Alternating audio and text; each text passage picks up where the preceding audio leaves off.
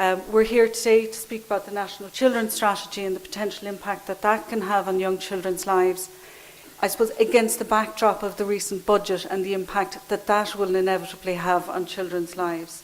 When we were looking at the conference title, The Next 6 Years, the First 6 Years, we actually played around with it a bit because it's almost counterintuitive not to have the first 6 years first.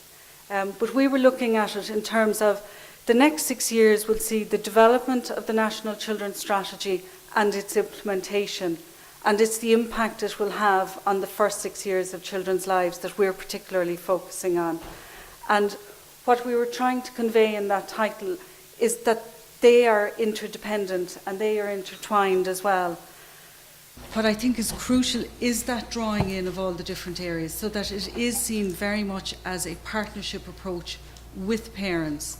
And that's not just with service providers and parents, but it's also linking in the role of public health nurses, of all the other supports that are there, and seeing them as a continuum of supports that are there. And that includes childminders. I think we are at a moment of change, and I think that this is something that we need to be saying we're going to go a very long way away along the road on. If we look at the resources that are there, and if we were to gather in all of that is already spent, not all of it wisely, I think we could have a fantastic opportunity in terms of a national children's strategy in its broader sense, and I suppose our own specific focus around the early care and education. And within that, there would also need to be that key focus on quality, which I think would address a lot of the issues that Ciairín raised in terms of the demands on providers.